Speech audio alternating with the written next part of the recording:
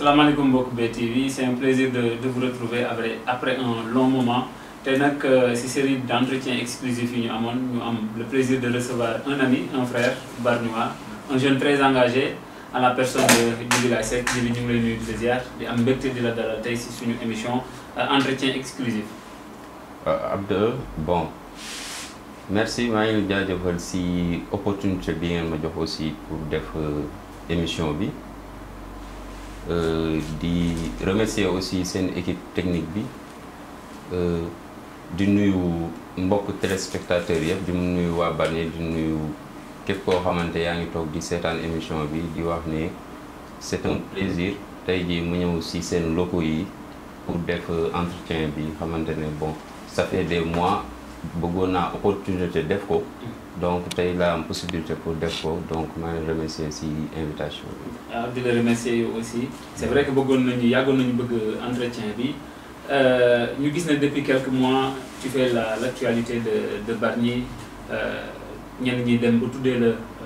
lanceur d'alerte mais ñun xamoon nañ sa engagement par rapport ak dëkk bi par rapport ak surtout sur l'aspect citoyenneté ak politique tey yow boo doon jox sa benn casquette sa bopp boo doon présenter sa bopp waa Bargny bonne présentation nga ñuy jox pour nit ñi gën a xam réellement lan moo motiver cet engagement là.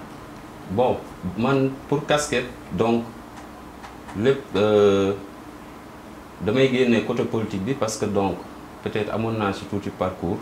donc te xam nga ci lu bari donc am na ay fu ñu xaw a jaar daje fa donc si ay entité politique mais dama jekki jël benn décision donc loolu yëpp ma bàyyi ko donc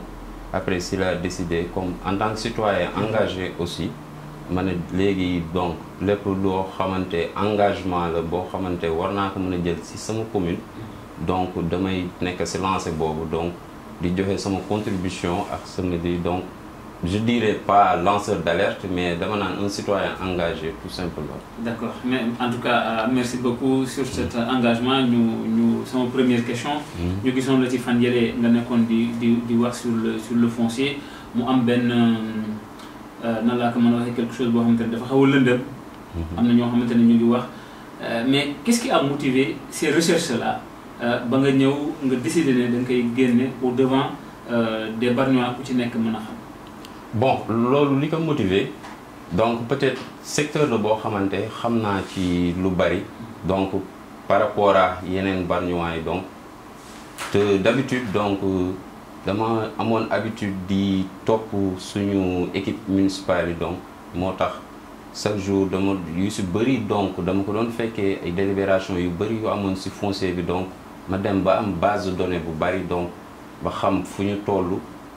ak lu fi nekk ak yooyu donc après nag si lay dem di gëstu donc di gis yoo xamante ne donc je me suis rapproché aussi si conseillers yi donc ñenn ñi man parfois bu ma leen interpellé si benn affaire donc duñ ma ci mën a indi réponse donc te amoon accès direct aussi si maire bi te je pense que ça c'était pas la peine may dem direct si maire bi parce que donc conseillers yi ñooy suñu relais donc bu ma mënul am information si ñoom et je sens que ne ñoom aussi amuñu information bi donc dama naan y a quelque chose qui n'est pas normal quelque chose de louche donc après j'ai commencé à creuser nag avec possibilité yi ma am yëpp ak yi ma ci xam yëpp may creuser di gis ay quelques failles yoo xamante donc ma yàgg ko bind di expliquer peut-être amul woon benn retour benn bi donc après bon finalement donc j'ai mis tout sur la toile donc voilà après ak yëpp yi ci am donc loolu moo ko indi. D'accord mais suñu taxawee ci yenn dossiers yi parce que gis nañ ne njëkk nga wax ne am na benn affectation de terrain boo xamante ne c'est du domaine national. boo xamante ne def nañ ko sans délibération de l'équipe municipale. Comment nan nga def yan jéego nga teg ba déjà am information bi et comment on peut être dans une commune boo xamante ne lu mel ni war na fi mën a xew. te les acteurs politiques yi ñuy wax ak organisation société civile yoo xamante ne ñu ngi fi ñi xamante dañuy protéger moomeelu dëkk bi loolu yëpp gisuñu ko nan la un jeune boo xamante ne il était certes engagé politiquement mais dafa orienté wu feneen mën a jot système boobu ba mën a ñëw wane ko et puis lan moo ci ne réellement parce que bi ñu gis nañ ne boobu ba léegi c'est comme si dañuy jéem a nëbal mbir mi quoi. donc pour cas boobu je dirais pas que peut-être nit ñi xamuñu ko parce que bon on sait jamais peut-être nit ñi xam nañu yenn yi donc mais peut-être aussi commune bi aussi man je pense que c'est comme si que commune bi au fait nit ñi dañ ko abandonné donc aussi comme ni ma la ko waxee woon secteur la boo xamante je suis ci terrain bi donc ba pare xam naa ci lu bari donc waaw documents yi su bari mën naa ko interpréter donc foofu benn affaire la boo xamante dafa am conflit ci biir conflit boobu donc après ci laa ci xam lu bari ba xam existence bi donc après laaj naa ay conseils wax leen bon am na benn délibération bu ñu jox telle entreprise ba xam jaar na conseil na ma non expliquer ma le nombre de délibérations yi ñu def te donc boobu bokku ci donc après donc j'ai jugé que ne donc c'est quelque chose d'illégal donc j'en ai parlé je l'ai exposé donc après mu créé fii benn polémique ba donc ma amoon ci benn plainte bu ma maire bi plainte woon donc bon concerné wul loolu yëpp ça concernait beaucoup de choses donc voilà. D'accord, mais avant ñu ñëw ci plainte bi ak histoire dem police ñëwaat détail yooyu mais sur le dossier de 7500 mètres carrés boo xamante ne am na l'entreprise Zénith ak entreprise BSDT techniquement ak réellement parce que tamit mënuñu ñëw toog fii nii certes maîtriser nga ci lu bëri mais le point de nan laa ko mën a waxee point noir bi xamante ne moom moo nekk ci dossier bi ba nit ñi xamuñu ko effectivement y a des conseillers ku mel ni Assane Fall génne na moom aussi nee na moom yëgul parce que 3 lañ fi defagul biñ fi toog 2 lañ fi defagul donc boobu bu amee ça veut dire que ne ñoom conseils yi kenn boobu lañ ba ñu mën a def délibération ban acte la municipalité wala boog soit suñuy conseillers xamuñu réellement li ñu war a mën a def la réellement dossier bi nan la demee. Bon pour cas genre délibération yooyu donc parfois lu xaw a fréquent la dina faral di am ci municipalité yi parce que délibération moom mu ngi am validité donc bu dee am na PV de délibération qui est signé par le représentant de l'État qui est le préfet donc te ci cas boobu donc bu conseil bi avoué que ne defuñu ko donc dañuy juger ne amul PV de délibération donc c'est frappé de nullité donc on peut le considérer comme du faux. Mën nañ ko considérer comme de l'altération tur buñ ko mënti jox voilà à part que peut-être am na signature amul signature bi authentique na ou bien authentiqueul donc selon man c'est frappé de nullité donc lépp lu ci topp ça sera frappé de nullité donc c'est un acte dont j'ai jugé illégal donc et voilà et j'en ai parlé. D'accord nga jugé acte boobu ci caractère illégal boobu ba ñu gis ci am na plainte bu ci nekk mais est-ce que mën nga ñëwaat sur le film de plainte bi dem buy ji police après nekkaat ñu woowaat la pour mën yow humainement nan nga dundee loolu balaa ñuy ñëwaat sur le jeune engagé ak lu mel noonu nan nga dundee cette semaine wala 2 semaines yi xamante ne foo tourné dañ naa noo Djiby Seck bon plainte bi ni nga ko dundee donc bon peut-être xawoon na ma stressé tuuti parce que bon peut-être nekk un citoyen donc magistrat de la ville bi porté la plainte donc écho bi muy am dina la xaw a stressé aussi peut-être say am di jàmm ak yooyu donc mais n'empêche man voie bi ma nekk xam naa ko donc bon aw ma ci woon benn tiitaange genre parce que donc man lépp lu may wax je prends mes responsabilités te dama koy teg foo xamante donc loo xamante ëllëg fu ñu ma mënti woo aussi je pourrais me justifier donc c'était un peu compliqué fin weeru koor la woon donc boobu maa ngi waroon a voyage dem Maroc donc parce que fa laa waroon a Korité donc ça m'a empêché ma dem julli ji donc mais bon j'ai assumé donc convoqué nañ ma 3 fois bon répondre naa si lépp lu ñu ma posé comme kii bon je me suis justifié donc. mais voilà. Mais léegi affaire boobu noonu fan la toll est-ce que ñu toll nii amatuñu suffisamment de preuves pour mën la téye wala juge bi wax na ne carrément mën nga dellu continuer say activités. ou bien bon enquête yi donc d'habitude du demee noonu day am enquête donc bu ñu defee enquête yi ba boucler ko donc dañ koy transmettre bon peut-être le procureur donc après moom mooy juger lan moo ci am donc man daal foofu laa si toll j'ai fait ce que je devais faire donc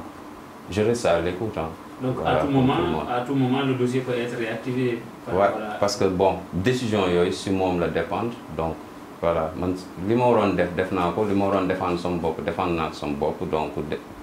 dem naa 3 convocations donc voilà et bon le reste moom bon je reste à l'écoute et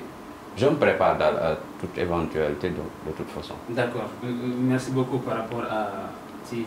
dossier bi ni ngi ci delluwaate. léegi ñu gisaat beneen anomalie boo xamante ne à un moment donné waxoon nga ci. donc il y a benn instant au niveau de Bargny Géej amoon na fi région côtière bi ba le maire l'équipe sortante dirigée par Abou mu amoon ay terrains yoo xamante ne affecté woon na ko pour mën a tabax ay villas mën ko jagleel ñooñu. il s'est dit que aussi délai bi amoon na benn enveloppe bu 1 milliard boo xamante ne moom lañ ci defoon yow ñu gisoon ni nga doon ci wax par rapport ak yooyu quels sont les tenants réellement yi xamante ne moom nga téye pour mën a àddu ci sujet bu mel noonu boo xamante ne c'est une délicatesse extraordinaire. Bon si sujet boobu donc érosion côtière bi Bargny Géej donc dafa doon loo xamante aussi man dama ko yàgg a porter donc dafa nekk affaire boo xamante daf ma doon affecté à part que bon résidé wu ma foofu donc mais situation boobu mu ñu dund aussi mënuñu toog aussi di ko seetaan donc si la équipe bi fi newoon donc amoon initiative boobu parce que c'était pas simple nag parce que d'habitude maire yi duñu jël responsabilité def délogement parce que d'habitude état moo ko war a def donc te suñu dëkk yi aussi état yi peut-être amuñu moyens yi pour def ko parce que érosion côtière aussi du Bargny rek la dal donc. phénomène naturel la. waaw voilà te phénomène naturel la sax mais côté benn bi aussi bon nit ñi ñoo ko créé quoi au fait bu dee suñu cas Bargny bon am na cas yu phénomène yu bëri yoo xamante bu en fait loxo nit ñi la ak négligence boo xamante moom la suñu municipalité yi di am parfois donc si la équipe bi passé donc. à part que jamono boobu peut-être maa ngi doon activé aussi politique à part que ànduñu woon politiquement donc mais projet la boo xamante c'était à saluer parce que si lañ trouvé moyen wu def Bargny ville verte donc 182 hectares la woon donc protocole je pensais que c'était 18 familles pour mën a am assiette parce que problème assiette délogement assiette ngay njëkk a wër donc après si la je pense que maire bi am environ 570 parcelles yoo xamante c'était réservé pour délocalisation bandu Bargny Géej boobu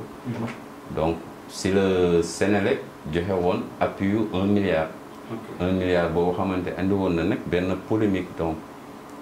maire bi waroon si teg je pense 200 à 300 millions donc pour débuter les 114 logements 114 yooyu nag moo waroon na déplacer bande bi si kanam donc deuxième phase bi c'était 4 milliards après maire bi trouver ay moyens donc pour jéem a def deuxième phase bi donc après ñu gis ne aussi projet bi dafa taxaw depuis bi fi équipe boobu jógee xaalis bi moom je pense que mu ngi nekk ci benn compte spécial nekk trésor donc bokkul ci compte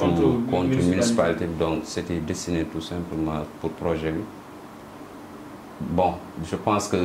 ay 900 et quelques millions je pense que le kii hérité donc chantier bi daal xamuñu dem na demul donc voilà. est-ce que yow en tant que engagé ak yeneen kuréel yi xamante ne ñu ngi Bargny est-ce que toog ngeen càmbar réellement la moo waral loo xamante ne comme ni nga ko waxee dossier la boo xamante ne même bu fekkee ne nit ñi ànduñu woon ak ñoom politiquement mais c'était quelque chose à saluer ñu gis ne nag depuis changement bi mu amee ba léegi. li ñu yaakaaroon ne liggéey boobu dina continuer ba famille yi xamante ne ñoom la ñu tànnoon ne ñoom ñoo fa waroon a dem dëkk ji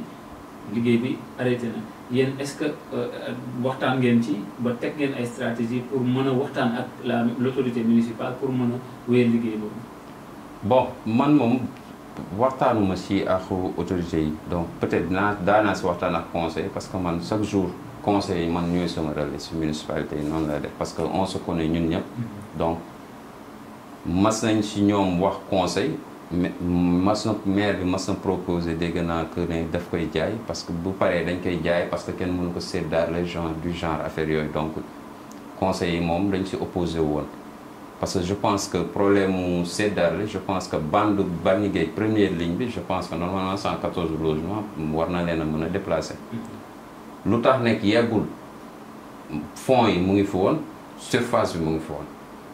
y avait 570 parcelles donc Provex du 114 parcelles du 114 logements première phase bi mooy 114 logements parce que moyen yooyu la am la mairie bi amoon parce que 1 milliard boobu leen Sénélec joxoon ci période boobu moo taxoon ñu def 114 yi pour déplacer bande bi ci kanam donc te jàpp naa ne peut-être bu doon chantier bi yegg na houle bi bu ñëwee peut-être kër yooyu muy toj dafay fekk kenn du fa dëkk donc di nga am temps peut-être pour trouver yeneen moyen pour defar deuxième phase bi te je pense que ne ah état yi bon état bi lancé na 60 000 logements yi peut-être assiette bi mënoon nga dem ci état bi mu compléter la gap bi ci des donc mais bon ba tey nii personne n'en parle même bon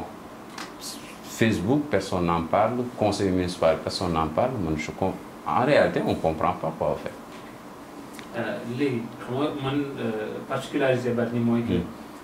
dafa am ay dafa bëri ay combats. surtout sur l'aspect environnemental. gis nañ problème dossier bi ñu doon wax léegi. ñu gisaat fan yële passé problème de la centrale. charbon ba les acteurs de l'environnement bi woo leen pour waroon a mën a def benn appel pour mën a continuer xeex bi. gis ne dañ leen a débouté. toujours parce que yow man mënuma la considérer juste comme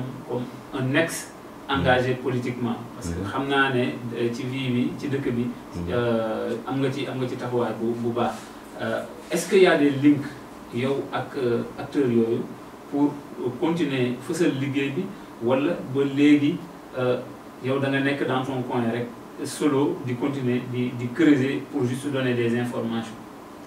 non am naa si quelques links parce que xam na am na si projet yoo xamante si côté environnement bi yoo xamante commencé naa si liggéey donc dafa am tuuti ay kii technique yu may defar donc waxtaan naa si chef Fadel donc pour les zones non aedificantes yi ak lu jëm si érosion côtière bi ak yooyu mais pour côté central bi donc ils ont été déboutés. mais je pense que ne peut-être parfois combat yenn nañ koy Bargny combat yu bari ci début bi la koy perte en réalité donc centrale bi nag demoon na ba tollu benn période biñ ma laajee aussi man dama ne la woon je pense que instant bi cohabitation moom laa gëm cohabitation bi nag ñu xool ci la ñuy mën a xoolaat yu bari côté environnement bi mais délocalisation bi je pense que aussi beneen combat la boo xamante aussi ça sera très compliqué mais je pense que ministre bi defoon na promesse que dinañ ko muter mu doon gaz donc on peut espérer aussi d'ici là bon ñu muter ko mu doon gaz bon mu bañ a am impact bu bëri ci environnement bi.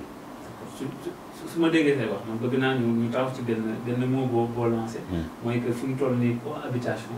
mooy li xamante ne war nañ ko mën a reconsidérer. te bu ñu xoolee ci gannaaw dafa am troisième usine. cimenterie boo xamante ne moom la ñu war a installé ci périmètre port bi le dossier de social yi mu ngi fi est-ce que ces dossiers là problématique gu cohabitation les acteurs yéen ñi war ngeen mën a toog ngeen càmbar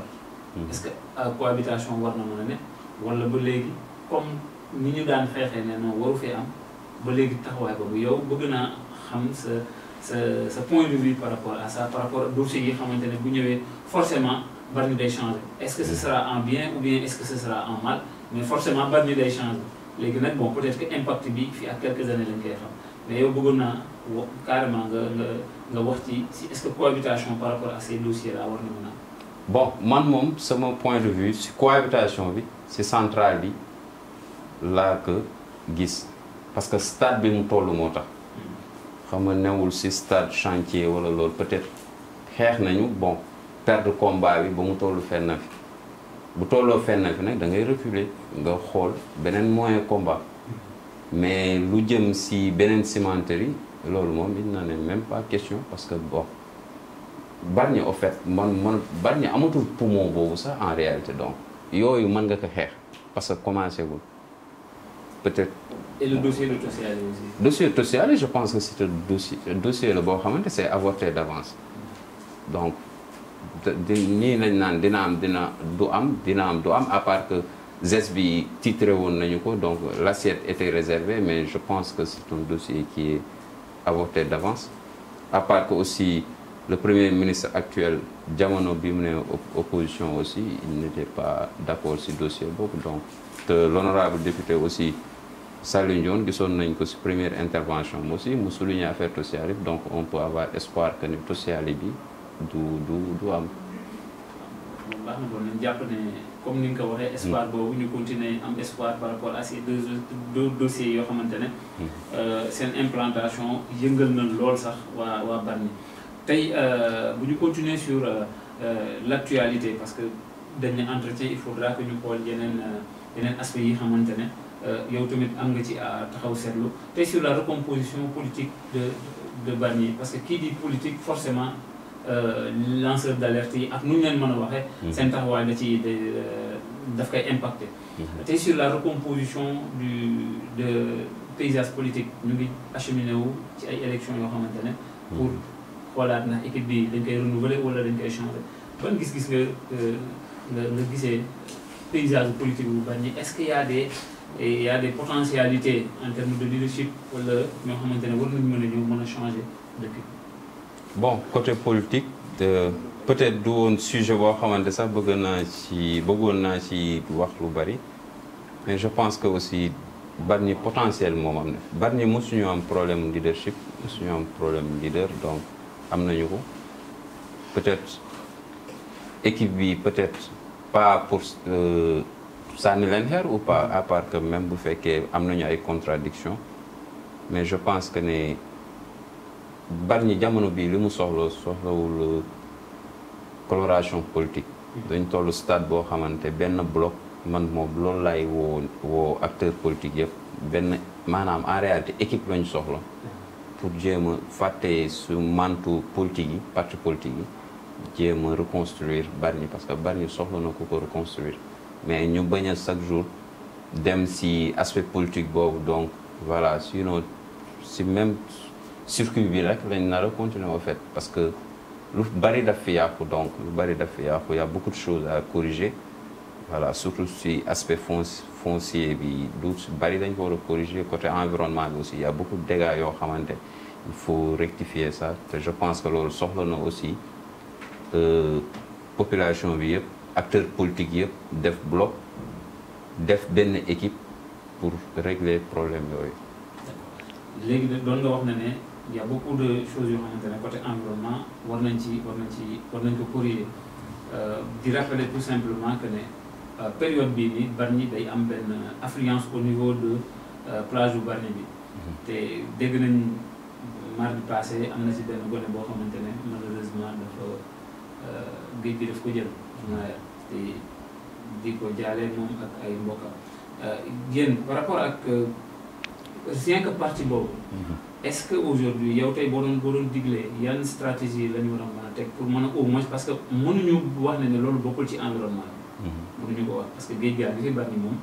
loolu mooy suñu première identité et yan stratégie la ñu war a mën a teg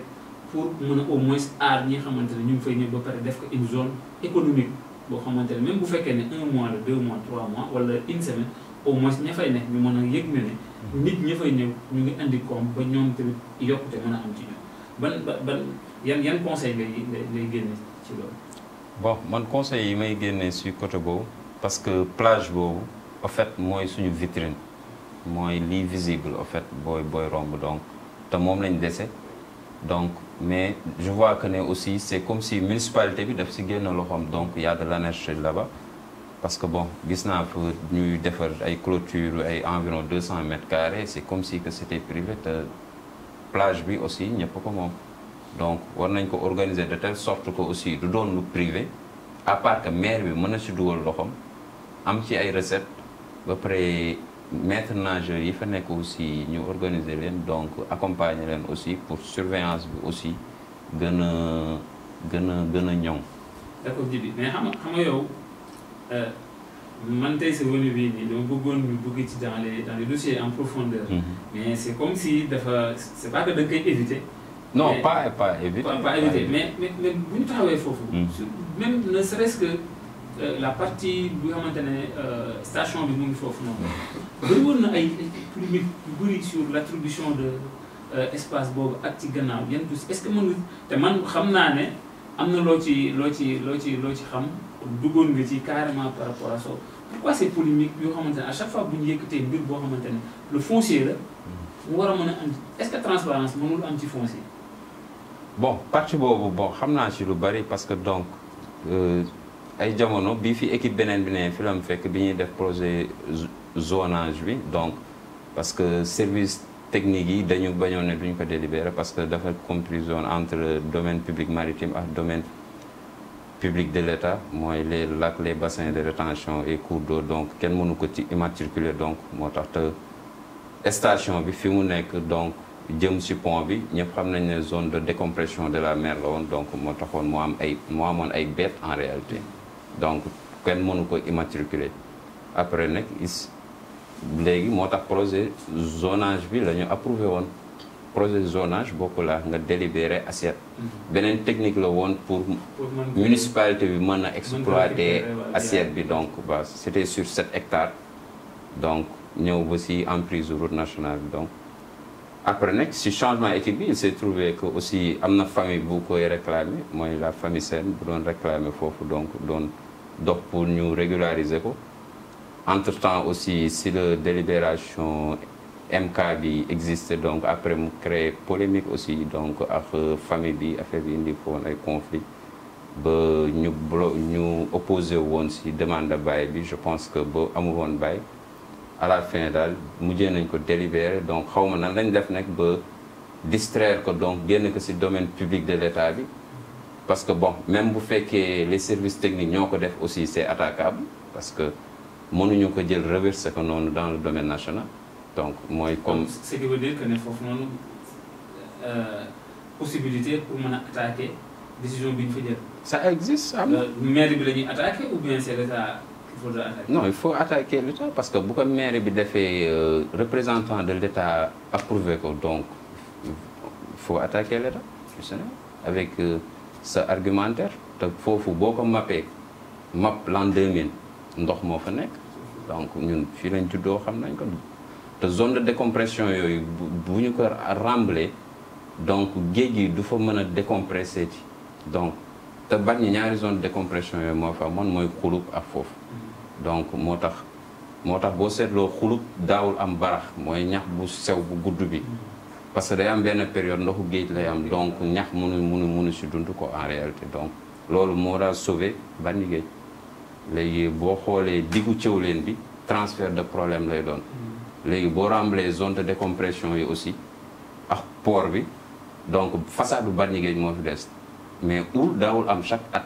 di ravage Bargny Géej oul daana am nii mais daawul ravage dara donc mën nga toog ay at doo dégg at oul mais léegi chaque at donc oul bi dafay ravage Bargny Géej parce que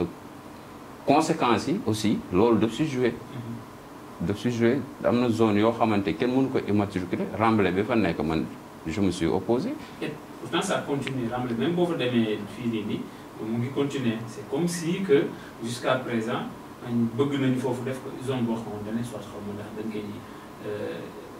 defaraat nit ñi am moo am une activité économique mais ba léegi ñu ngi koy jëm a remblai. Bon l'assiette a été délibéré nañ ko ci conseil municipal bi en faveur de la famille Sène. J'aurais entendu que jaay nañ fa 5000 mètres carrés Paco Boy pour mu def fa xaw ma terrain de foot la du genre affaire yooyu mais de toute façon on va se battre ñu ngi am na lu may préparer donc maa ngi si wax ak waa environnement on va saisir la présidente on va saisir gouverneur saisir ministre de l'environnement on va saisir aussi le préfet pour que remblai ba fa nekk ñu dindi ko fa parce que am na yoo xamante aussi duñu ko seetaan parce que dafay transcender au fait ñoom seen passage bi donc daf fi des des conséquences ñun ñoo koy dund donc am na yoo xamante aussi mënuñu toog aussi di ko seetaan même bu fekkee représentant de l'État moo ko def yoon bàyyi na ay buntu yoo xamante si ngay attaquer donc avec les arguments te je pense que ne am nañu argument yu solide parce que fu daa am ay beet ku xam beet si dëkk bi mooy foo xamante géej moo koy sol te fu géej di sol ab zone de décompression la lac et lagune lañ ko mën a calculer ak cours d'eau donc kenn mënu ko immatriculer mu ngi mel ni nga romb ak dex nga def fa titre foncier donc ça se fait pas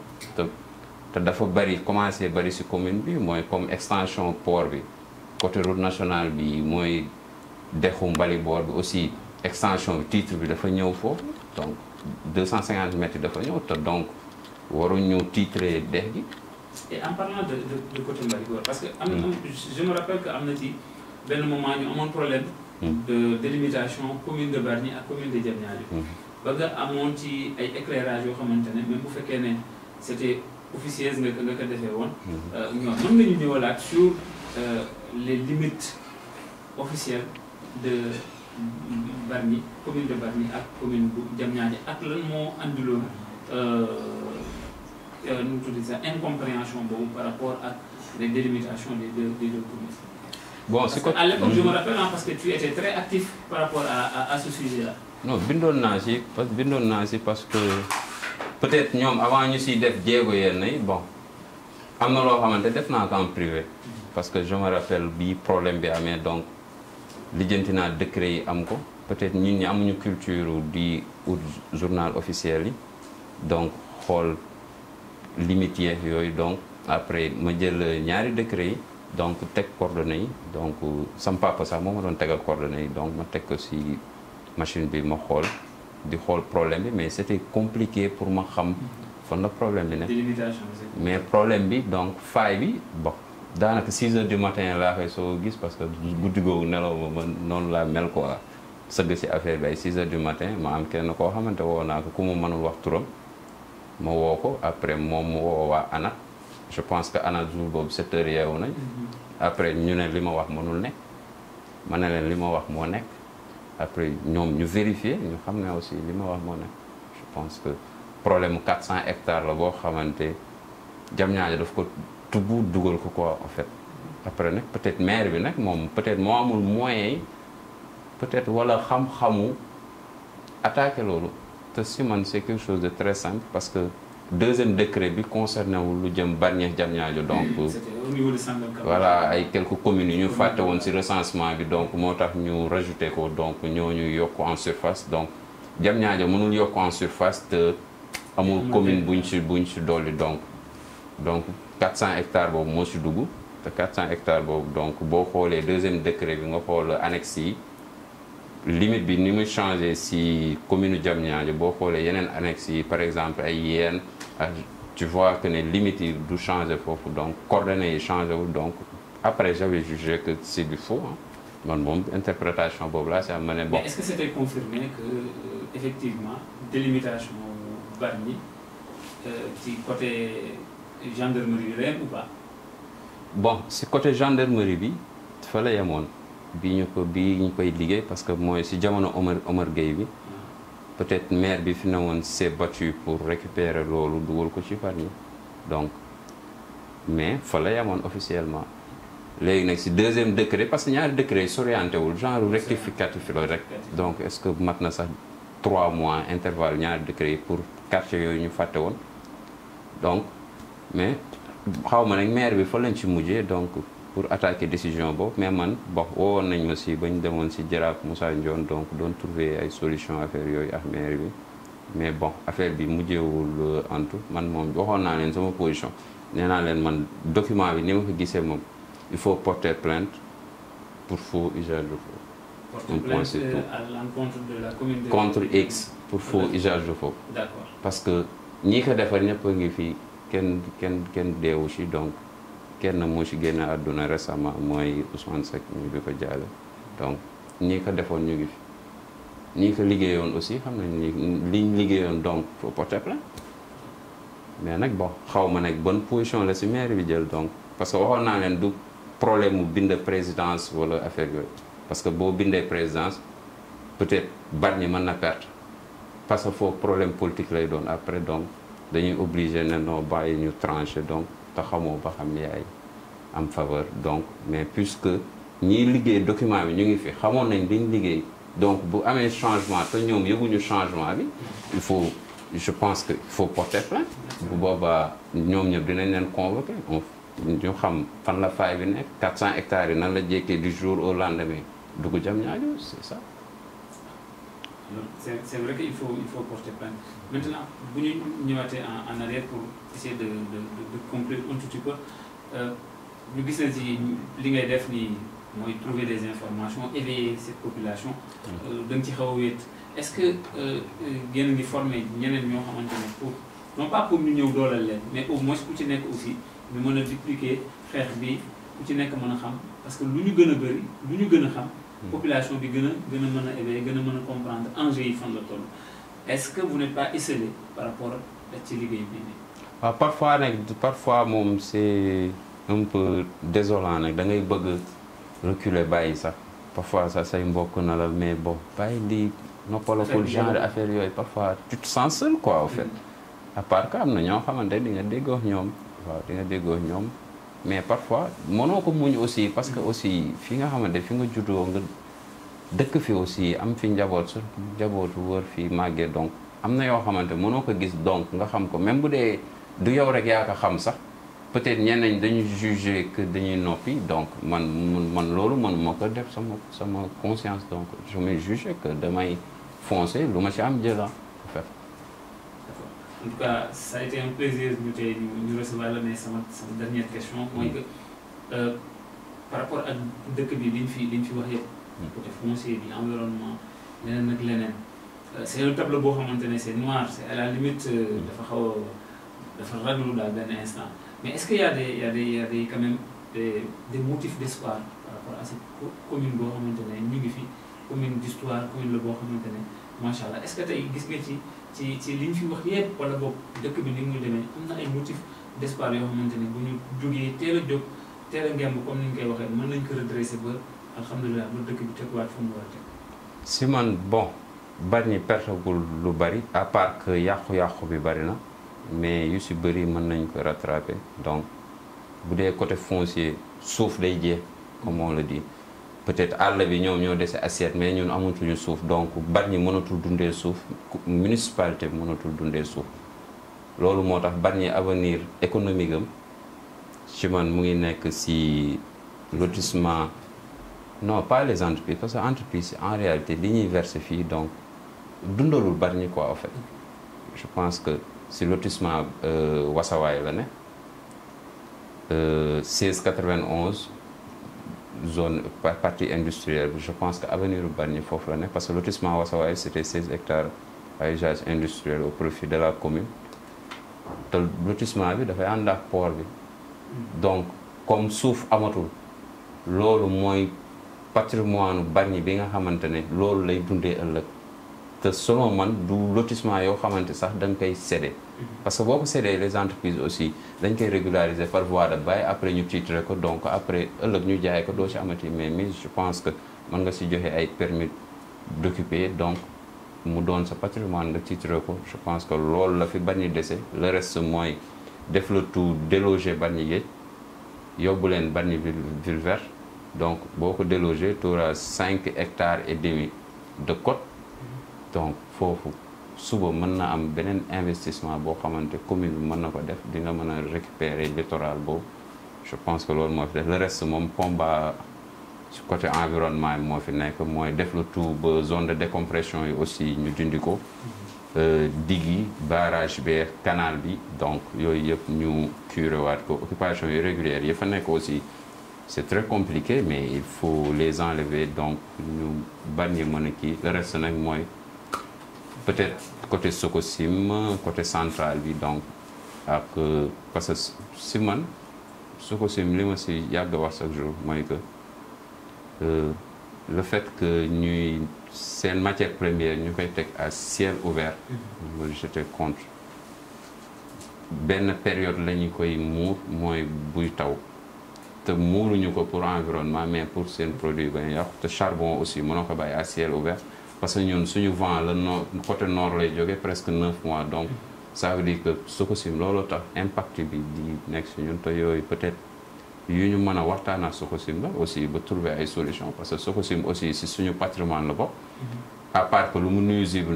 aussi ça fait partie de nous donc war nañu xool ay moyens yu ñu gën a ñoŋalee seen côté boobu aussi bàyyi di daw aussi en surcapacité la nuit donc parce que entreprise en réalité loolu la ñuy def donc moo tax seen filtre mënu ko téye parce que en surcapacité la ñuy daw yooyu aussi le fait que aussi d'utiliser ay pneus ak ay qualité gerte yooyu donc ils n'ont pas utilisé du fuel c'est plus cher mais entreprise yi dañ koy bañ moo tax ñuy utiliser ay pneus yooyu te yooyu aussi je pense que yu ñu war a mën a gën a waxtaane te yaakaar naa ne aussi Sococim aussi du ko bañ parce que gis nañu ay actes yu muy jéem a def aussi si dëkk bi donc selon man aussi mën na ci waxtaan ak ñoom. En tout cas di la remercier bu baax si ce passage fii nii tey yan kàddu yan conseil yi nga xamante ne moom ngay jox à la fois dénk ko sa bopp dénk ñu ko dénk ndaw ñi mais surtout dénk ko les autorités yi xamante ne ñi xamante ne am nañ ndomb tànk de façon officielle ñi xamante ne nit ñi am nañ ci ñoom yaakaar tey boo leen doon woo ci benn dynamique boo xamante ne non pas pour qui que ce soit mais pour Bargny yan kàddu lay doon. bon kàddu yi may joxe. jëm ci loolu peut-être dama koy globaliser. mooy que nit ñi ñu taxaw dëkk bi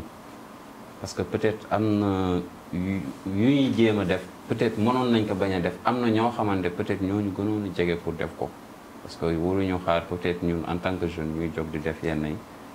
ñu booloo ñoom ñëpp aussi politiciens yi ñu bàyyi ba élection des 2 mois peut-être ñuy soog a ñëw si nit ñi Bargny bu nekkee si problème dafay soxla gis ay doomam ñu ànd ensemble peut-être bu ñu àndee ensemble aussi ñu xeex ko dinañu am solution si yu bari donc selon man daal loolu laa ci am lu ma ci kii ñu regroupé wu doon benn dynamique jóg uniquement pour réparer Bargny parce que Bargny soxla na réparer soxla na aussi ay doomam taxawu ko. Merci Djiby, merci à toutes celles et ceux qui nous doon suivre et sur cette note d'espoir ñu leen di remercier di leen jox di daje ci suñu yeneen émission c'était un entretien exclusif avec Djiby Laye Seck di leen jox di daje prochainement merci beaucoup.